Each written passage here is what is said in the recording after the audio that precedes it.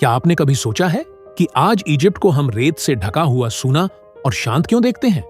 आज इजिप्ट एक छोटा सा राज्य बनकर रह गया है, जहां दूर दूर तक रेत ही रेत दिखाई देती है। गर्म हवा चलती है और उस सन्नाटे के बीच कुछ विशाल पिरामिड खड़े दिखाई देते हैं। आज लोग इजिप्ट आते हैं, पिरामिड देखते हैं, तस्वीरें लेते हैं और वापस चले जाते हैं। लेकिन क्या आपने कभी सोचा है, ये पिरामिड क्या कहानियां छुपाए हुए हैं? ये पत्थर के ढांचे सिर्फ इमारत नहीं है, ये गवाह है एक ऐसे साम्राज्य के जो कभी दुनिया का सबसे शक्तिशाली राज्य था।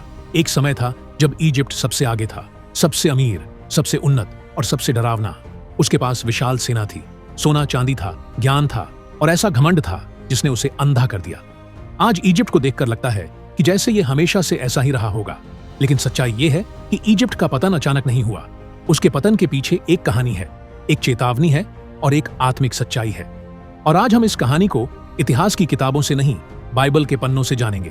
तो चलिए कहानी की शुरुआत करते हैं। इजिप्ट की शुरुआत, जब दुनिया दोबारा बसी, जब पूरी धरती महाप्रलय के बाद फिर से बस रही थी, जब पानी उतर चुका था और इंसान दोबारा धरती पर फैलने लगा था। बाइबल बताती है कि उस समय नूह के 3 बेटे थे। शेम, हाम और याफेत। हाम का एक बेटा था जिसका नाम था मिस्र, मिज़राइम। और यहीं से इजिप्ट की कहानी शुरू होती है। बाइबल के अनुसार इजिप्ट कोई कल्पना नहीं, बल्कि एक वंश से पैदा हुआ राष्ट्र है। मिस्र ने नील नदी के किनारे अपनी सभ्यता खड़ी की। नील नदी उनके लिए जीवन थी, खाना, पानी, खेती और व्यापार। लेकिन धीरे धीरे उन्होंने नदी को ही देवता मान लिया। उन्होंने सूरज को पूजा, जानवरों को भगवान बनाया और फिरौन को ईश्वर का दर्जा दे दिया। और यहीं एक बहुत बड़ी गलती हुई। जब इंसान सृष्टिकर्ता को छोड़कर सृष्टि की पूजा करने लगे तो पतन शुरू हो जाता है। पिरामिड, पत्थरौन में लिखा घमंड। पिरामिड सिर्फ पत्थर नहीं है, ये उस सोच का प्रतीक है जिसमें इंसान कहता है मौत मुझ पर राज नहीं करेगी। फिरौन खुद को भगवान कहते थे। उन्हें लगता था कि अगर उनका शरीर पिरामिड में रखा गया तो वो अमर हो जाएंगे। हजारों गुलाम, हजारों जाने, सिर्फ एक आदमी के घमंड के लिए। और आज वो फिरौन नहीं है, उनका नाम भी मिट चुका है, लेकिन पिरामिड आज भी खड़े हैं, खामोश और पूछते हुए, क्या घमंड कभी बच पाया है? कहानी का मोड़, जब एक गुलाम इजिप्ट पहुंचता है। इसी इजिप्ट में एक दिन एक गुलाम पहुंचता है, एक ऐसा लड़का जिसे उसके अपने भाई धोखे से बेच देते हैं। उसका नाम था यूसुफ। शायद उसे लगा होगा कि अब सब खत्म हो गया, लेकिन बाइबल कहती है जहां इंसान अंत देखता है वहां परमेश्वर शुरुआत लिखता है। इजिप्ट जो आगे चलकर अपने घमंड के कारण गिरेगा, अभी परमेश्वर की योजना का हिस्सा बनने वाला था और यूसुफ इजिप्ट के इतिहास को बदलने वाला था। लेकिन यह तो सिर्फ शुरुआत थी। इजिप्ट अभी अपने सबसे अच्छे समय और अपने सबसे भयानक पतन दोनों से मिलने वाला था। यूसुफ जिसे गुलाम बनाकर इजिप्ट लाया गया था, उसे नहीं पता था कि जिस जमीन पर वो खड़ा है वही जमीन एक दिन उसके कदमों के नीचे होगी। शुरुआत में यूसुफ को एक अधिकारी के घर बेचा गया, नाम था पोतीफर। यूसुफ ईमानदार था, मेहनती था और बाइबल कहती है परमेश्वर उसके साथ था।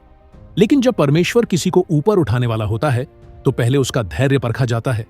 झूठा आरोप लगा, यूसुफ को जेल में डाल दिया गया और वो जेल जहां लोग टूट जाते हैं वहीं यूसुफ मजबूत होता गया, क्योंकि जहां इंसान साथ छोड़ देता है वहां परमेश्वर साथ खड़ा रहता है। जेल से सिंहासन तक, जेल में यूसुफ सपनों का अर्थ बताता है। वो सपने एक दिन सीधे फिरौन तक पहुंचते हैं। फिरौन जिसे खुद को भगवान समझने की आदत थी, एक रात ऐसे सपने देखता है जिनसे उसका दिल कांप उठता है। कोई भी ज्ञानी, कोई भी पुजारी सपनों का अर्थ नहीं बता पाता। एक गुलाम, एक कैदी फिरौन के सामने खड़ा होता है और यूसुफ कहता है सपनों का अर्थ मेरे पास नहीं, परमेश्वर के पास है। उसी पल इजिप्ट का इतिहास बदलने लगता है। यूसुफ बताता है 7 साल भरपूर फसल होगी और उसके बाद 7 साल भयंकर अकाल। फिरौन पहली बार अपने घमंड से नीचे उतरता है और यूसुफ को इजिप्ट का दूसरा सबसे शक्तिशाली व्यक्ति बना देता है। इजिप्ट का गोल्डन टाइम अकाल आता है, लेकिन इजिप्ट तैयार होता है। चारों तरफ भूख, देश देश से लोग अनाज के लिए इजिप्ट आते हैं। इजिप्ट दुनिया का पेट बन जाता है। सोना, चांदी, भूमि, सब कुछ इजिप्ट के पास आने लगता है। और उसी अकाल में यूसुफ के भाई इजिप्ट आते हैं, जिसे उन्होंने कभी मिटा हुआ समझ लिया था। वही उनका जीवन बचाने वाला बन जाता है। इस समय इजिप्ट सच में दुनिया का सबसे शक्तिशाली देश बन चुका था। लेकिन हर आशीष के साथ एक परीक्षा आती है और इजिप्ट उस परीक्षा को पहचान नहीं पाया। बीज जो चुपचाप बोया गया, यूसुफ के कारण इजिप्ट ने आशीष देखी, लेकिन वो आशीष परमेश्वर के लिए शुक्रिया नहीं बनी, वो आशीष घमंड बन गई। समय बीता, यूसुफ मर गया। एक नया फिरौन आया जो यूसुफ को नहीं जानता था। वो सिर्फ संख्या देखता था। इजरायली तेजी से बढ़ रहे थे और डर घमंड से जुड़ गया। डर ने क्रूरता को जन्म दिया और उसी पल इजिप्ट ने अपनी सबसे बड़ी गलती कर दी। उन्होंने उन लोगों को दबाना शुरू किया जिन्हें परमेश्वर ने आशीष के लिए भेजा था। गुलामी की शुरुआत इजरायलियों को ईंटें बनाने पर मजबूर किया गया। उनकी पीठ पर कोड़े पड़े। उनकी चीखें नील नदी के किनारे गूंजने लगी। शायद उसी नील नदी ने, जिसे वो देवता मानते थे, पहली बार उनका पाप देखा। इजिप्ट सोचता था, हम शक्तिशाली हैं, हमें कोई हिला नहीं सकता। लेकिन बाइबल कहती है परमेश्वर अपने लोगों की आह सुनता है और जब वो उठता है तो सबसे शक्तिशाली साम्राज्य भी रेत बन जाता है। इजिप्ट अपने घमंड में यह भूल चुका था कि ताकत हमेशा स्थायी नहीं होती। इजरायलियों की संख्या बढ़ती जा रही थी और फिरौन का डर भी। डर जब सत्ता से मिल जाता है तो निर्दयता बन जाता है। फिरौन ने आदेश दिया, हर इब्रानी लड़के को नील नदी में फेंक दिया जाए। शायद फिरौन को लगता था कि जिस नदी को वह देवता मानता है वही नदी उसके दुश्मनों को खत्म कर देगी।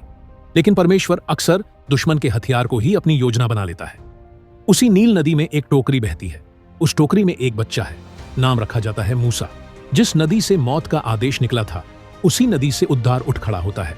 फिरौन की बेटी उसे गोद ले लेती है और विडंबना। देखिए, इजिप्ट का अगला विनाशक उसी महल में पलता है जहां घमंड जन्म लेता है। मूसा इजिप्ट की शिक्षा सीखता है, इजिप्ट की ताकत देखता है, लेकिन उसका दिल अपने लोगों के साथ धड़कता है। समय बीतता है। मूसा महल छोड़ देता है और जंगल में पहुंच जाता है।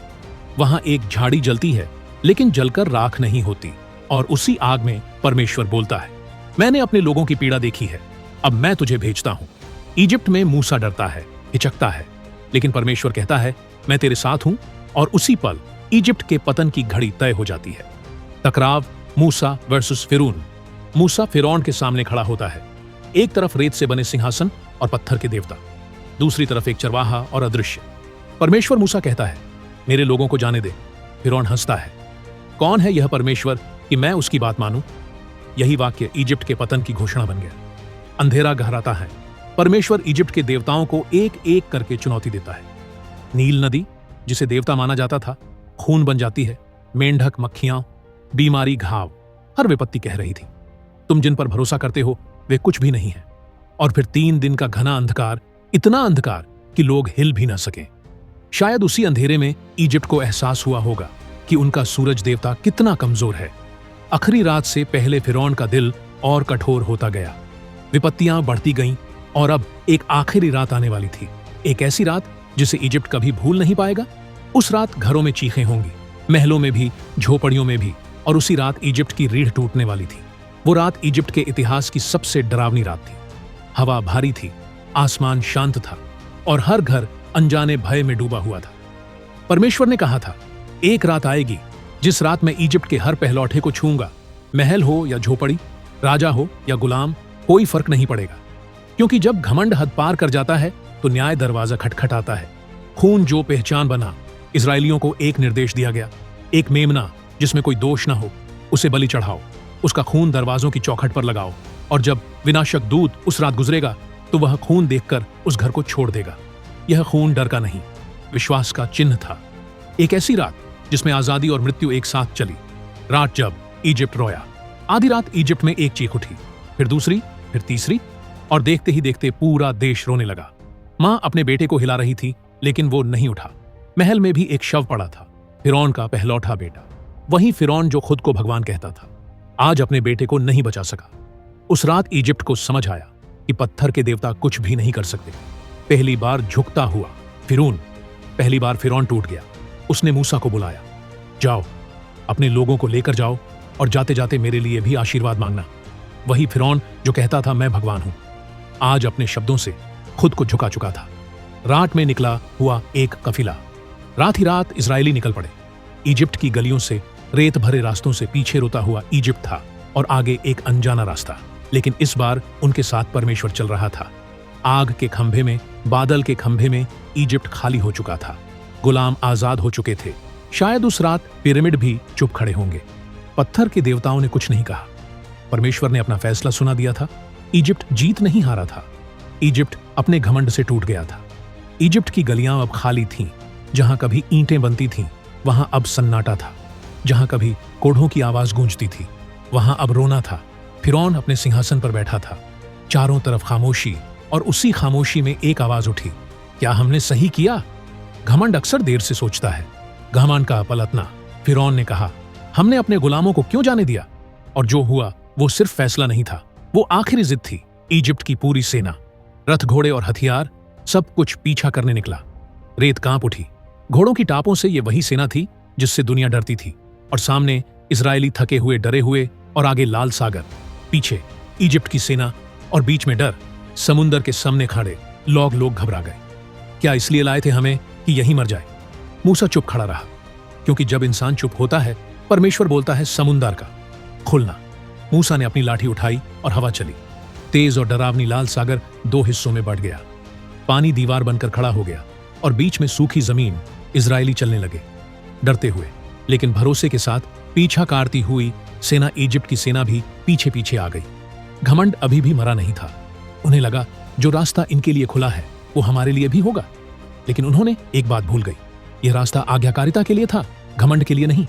जैसे ही आखिरी इजरायली सागर पार पहुंचा, पानी वापस लौट आया। रथ, घोड़े, सैनिक, सब कुछ डूब गया। वो सेना जिस पर इजिप्ट को नाज था, एक पल में खामोश हो गई। लाल सागर इजिप्ट की कब्र बन गया। पिरामिड फिर चुप खड़े रहे। रेत फिर से शांत हो गई। पिरामिड फिर से खामोश खड़े रहे। अब कोई फिरौन नहीं, कोई सेना नहीं, बस पत्थर और कहानी। इजिप्ट का अंत यही नहीं था, लेकिन उसकी ताकत यहीं टूट गई। लाल सागर के शांत हो जाने के बाद इजिप्ट के पास अब कुछ भी नहीं बचा था। ना वो सेना जिस पर उसे घमंड था, ना वो डर जिससे दुनिया कांपती थी। रेत सब कुछ ढक चुकी थी, और पिरामिड अब सिर्फ पत्थर के गवाह बन चुके थे। बाइबल के भविष्यवक्ताओं ने सैकड़ों साल पहले इसके बारे में कहा था। उन्होंने कहा था, इजिप्ट रहेगा, लेकिन फिर कभी पहले जैसा शक्तिशाली नहीं बनेगा। एक नीचा राज्य, एक टूटा हुआ घमंड। और आज जब हम नक्शे में इजिप्ट देखते हैं, तो वो भविष्यवाणी हमारे सामने खड़ी है। आज भी खड़े हैं, लेकिन उनका मतलब बदल चुका है। जो कभी कहते थे हम अमर हैं, आज कहते हैं सब कुछ मिट जाता है। फिरौन चले गए, नाम मिट गए, देवता टूट गए, पर परमेश्वर का वचन आज भी वैसा ही खड़ा है। इजिप्ट सिर्फ देश नहीं था। बाइबल में इजिप्ट सिर्फ एक देश नहीं, इजिप्ट एक प्रतीक है, गुलामी का, घमंड का, झूठे देवताओं का, और इजराइल छुटकारे का प्रतीक। आज भी हर इंसान किसी न किसी इजिप्ट में फंसा हुआ है, कोई घमंड में, कोई पाप में, कोई डर में। कहानी जो आज भी चल रही है। इसलिए बाइबल कहती है, बाहर निकलो इजिप्ट से, क्योंकि जो घमंड पर खड़ा होता है वो रेत पर खड़ा होता है, और जो परमेश्वर पर भरोसा करता है वो चट्टान पर खड़ा होता है। इजिप्ट का अंत सिर्फ इतिहास नहीं, ये एक चेतावनी है। जो खुद को भगवान समझता है वो टूटता है, और जो परमेश्वर को भगवान मानता है वो बचता है। रेत उड़ती रहेगी, पिरामिड खड़े रहेंगे, लेकिन सवाल आज भी वही है, हम किस पर खड़े हैं? इजिप्ट रेत बन गया, परमेश्वर का वचन आज भी जीवित है।